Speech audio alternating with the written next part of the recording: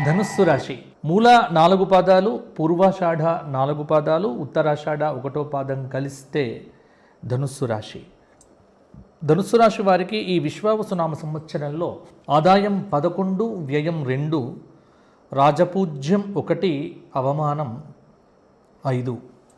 ఈ విశ్వావసునామ సంవత్సరం ధనుస్సు రాశి వారికి బృహస్పతి 7వ స్థానంలో సంచారం, శని 4వ స్థానంలో, 4థ స్థానంలో అర్ధాష్టమ శని దోషం, రాహువు 3యంలో, కేతువు 9వ స్థానంలో సంచారం చేయడం వల్ల కొంత ధనుస్సు రాశి వారికి ప్రతికూలతలు అనుకూలతలు రెండూ కూడా కొంత సమంగానే ఉంటాయి అని చెప్పవచ్చు. గత సంవత్సరం లాగా ఈ సంవత్సరం ఉండకపోవచ్చు. కాబట్టి తగిన జాగ్రత్తలు తీసుకుంటూ దైవారాధన చేస్తూ ఉండటం అనేటువంటిది వీరికి చెప్పుకోదగినటువంటి అంశం. ప్రతి విషయంలో కూడా అతి జాగ్రత్తగా ఉండటం మంచిది. కళారంగంలో ఉన్నటువంటి వారికి కొంత ప్రతికూల సమయము అని చెప్పవచ్చు.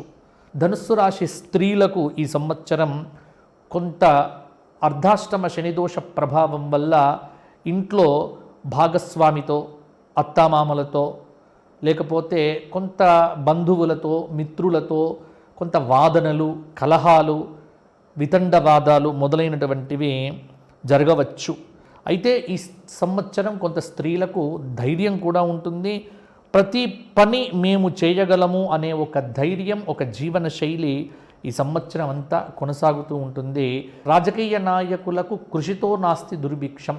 అయితే వీరికి నరఘోష, కొంత ప్రయాణంలో ఉన్నటువంటి ఇబ్బందుల వల్ల చిన్న చిన్న ఇబ్బందులు ఎదురు కావచ్చు. కాబట్టి ఇక్కడ ధనుస్సు రాశి రాజకీయ నాయకులు ప్రయాణాలు చేసేటప్పుడు జాగ్రత్తగా ఉండండి. ధనుస్సు రాశి వారు ఈ సంవత్సరము ప్రతి శనివారము రావి చెట్టు కింద దీపారాధన, 19 సార్లు శని సంబంధ స్తోత్రపారాయణ, శ్లోకపారాయణ, రావి చెట్టు చుట్టూ 108 ప్రదక్షిణములు చేయటము, విష్ణు సహస్రనామ స్తోత్ర పారాయణము ప్రతినిత్యము చేయటము, సోమవారము ప్రదోషకాలంలో శివాలయ దర్శనం చేసుకోవటం వల్ల, సంకష్టహర వ్రత చతుర్థి నియమాలు కూడా ఈ సంవత్సరం అంతా పాటించడం వల్ల కూడా కొంత సానుకూలమైన ఫలితాలు ధనుస్సు రాశి వారికి వస్తాయి.